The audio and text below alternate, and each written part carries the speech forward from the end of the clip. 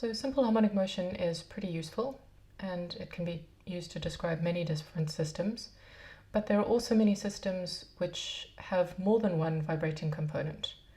And in this case, sometimes, if we're lucky, we can use simple harmonic motion of each of the individual components and add it together to figure out what the resulting vibration is going to be. Now, sometimes this is not physically reasonable, so you do have to do some analysis of the system to see whether there are going to be other things that come into play. But if it is physically reasonable, then we can use the techniques that we're going to talk about now.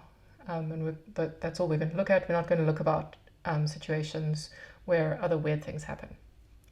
If it is physically true that you can just add the vibrations of the separate components together, then we say that that system is linear. And what this means is that the restorative force is exactly proportional to the displacement. Okay, so how do we sum different vibrations? Well, obviously we need to take into account the frequency, phase, and amplitude of all the component vibrations. And it turns out that actually we need different mathematical techniques depending on whether our waves have the same frequency or different frequencies. So let's start with a very simple case. We've got two vibrations. They have different amplitudes and different phase angles, but you'll notice that they have the same angular frequency.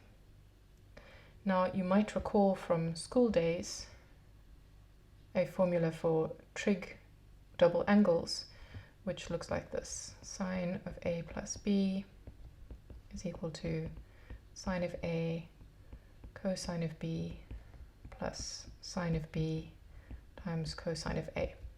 If it's not familiar, don't worry about it, you can just take it on faith. So we can use that to split up each of those so that we get our new displacement, our total x of t, which we get by adding x1 and x2. So at the moment I'm just writing this out. And if your heart is sinking because you think I'm about to do a whole lot of maths,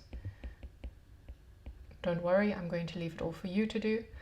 If you're feeling particularly keen, what you can do is use that double angle formula on each of these angles over here, and then you'll find that you have a lot of terms in common. So you can group them, and after you've done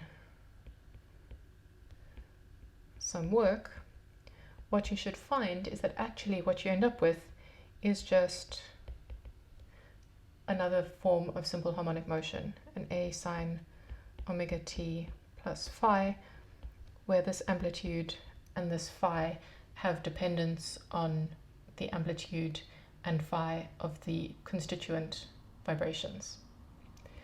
So this just looks like a lot of maths. Let's see if it makes sense. So again, I've got another GeoGebra applet for you to have a look at. So what I've got here is three functions. My component ones, x1 and x2, are in green and red.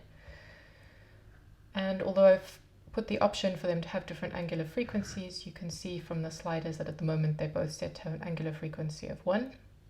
And they have the same amplitude and phase at the moment.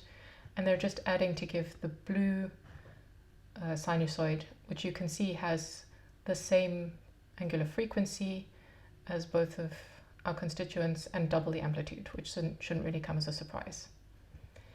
And you can see that if we play around with the amplitudes of our functions, all that happens is it affects the amplitude of the resulting function, but not much else.